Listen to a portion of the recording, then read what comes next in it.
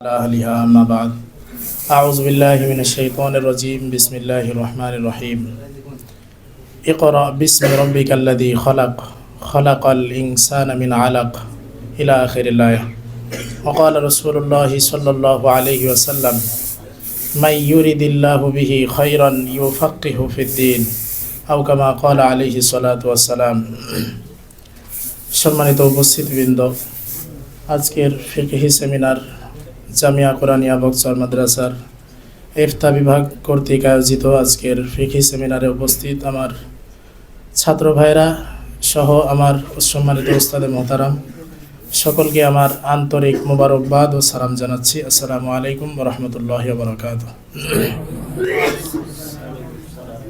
সর্বপ্রথম শুকরিয়া জানাই তাদের যারা অক্লান্ত পরিশ্রম ও মেহনতের বদৌলতে আজকের এমন একটা সুন্দর দৃশ্য দেখার তৌফিক আমাদের হয়েছে। এই জন্য তাদের প্রতি আমরা কৃতজ্ঞতা জ্ঞাপন করছি। আল্লাহ তাদের জাযায়ে খায়ের দান করেন। আশা করি আমি সবার লেটে এসেছি, আপনারা সবাই আমার আগেই চলে এসেছেন। রাসূল কারীম সাল্লাল্লাহু আলাইহি সাল্লাম হাদিসে পাকের মধ্যে ইরশাদ করেছেন, মাই ইউরিদিল্লাহু বিহি খায়রান ইউফাক্কিহু ফিদ্দীন। মানে আপনারা সবাই জানেন আল্লাহ তাআলা আপনাদের ইলম ও আমলে বারাকাত দান করেন। যাই হোক, আজকের আয়োজন যারা করেছেন, ইতিপূর্বে আমরা তো দ্বিতীয় বছরের ছাত্র, আমাদের পূর্বেও বড় ভাইরা ছিলেন, আপনারাও করেছেন। তবে বিগত বছরগুলোর তুলনায় আপনাদের আয়োজনটাই সবথেকে বেশি ভালো হয়েছে, আলহামদুলিল্লাহ। আল্লাহ আপনাদের জাযায়ে খায়ের দান করুক।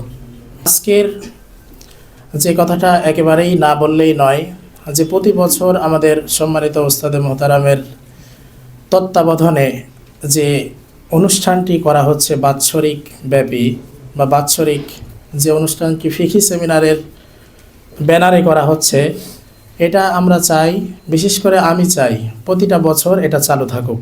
আপনারাও নিশ্চয়ই তাই চান, আল্লাহ তাআলা কবুল করেন। এটা যদি চালু থাকে তাহলে আমাদের সবচাইতে বড় উপকার যেটা হবে সেটা হলো যে আমরা মাওলানা শেষ করার পরে ইফতা কি জিনিস এটা অনেকে বুঝতামই না। মাওলানা শেষ করার পরে ইফতা যে আসলে আমাদের আচার সাহেব হুজুরের ভাষায় ইফতা যে কি হালুয়া এটা আমরা বুঝতাম না। তো ইফতা পড়ার বদৌলতে আমরা এটা জানতে পেরেছি যে আসলে মাওলানা পর্যন্ত কেবল আমাদের হুজুর বলেন এটা প্রাথমিক একটা শিক্ষা।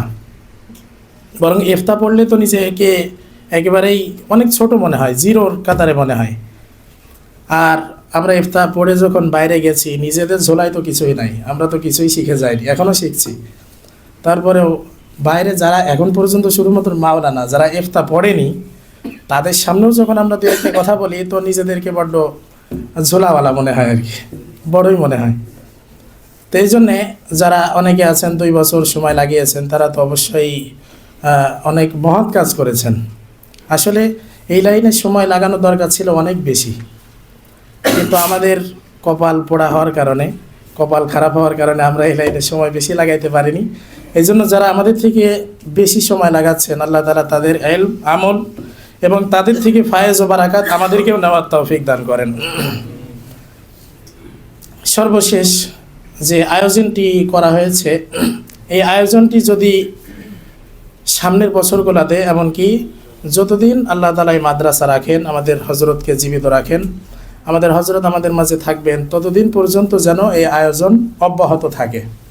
এর দ্বারা হবে আমরা দাওরা ইফতা ফারেক হয়ে যখন বাইরে চলে যাই, বিভিন্ন কর্মব্যস্ততায় লিপ্ত হয়ে পড়ি, তখন আমাদের মধ্যে যে কাজটা করে আর কি, আমাদের তখন ছাত্র সৌরভ আচরণ বা ছাত্র সৌরভ মন মানসিকতা এটা আমাদের মধ্যে তখন আর থাকে না। তখন আমরা নিজেদেরকে বড় বড় শায়েখ মনে করি আর কি। তো এমন যখন কোনো আয়োজন হয়, যখন আমরা ছাত্র ভাইদের সাথে এসে মিশি, আমাদের ওস্তাদের সামনে এসে আবার বসি, তখন আবার ওই পূর্বের অনুভূতিতে ফিরে যেতে মনে চায়, যে অনুভূতি ছাত্র জামানায় ছিল। মনে চাই যে আমরা ছাত্র জামানায় এই জায়গায় থাকতাম, এই জায়গায় বসতাম। অনেকে মাদ্রাসার হুজুর হয়ে গেছেন, এই মাদ্রাসার হুজুর হয়েছেন, তারা যখন এখানে আসেন তখন আপনাদের মনে পড়ে যে আমরা এখানেই বসতাম, এখানেই থাকতাম, বড্ড একটা আনন্দ লাগে মনের ভেতরে। তো এই আয়োজনটা যদি চালু থাকে, ইনশাল্লাহ আমাদের আশা করি ফায়দাই হবে, ক্ষতি হবে না। তাহলে আমরা সকলে ইনশাআল্লাহ দোয়া করব আল্লাহ তাআলা যেন এই আয়োজন অব্যাহত রাখেন যতদিন পর্যন্ত আল্লাহ তাআলা আমাদেরকে হায়াতে রাখেন। এই বলে আমি আমার সংক্ষিপ্ত বক্তব্য শেষ করছি।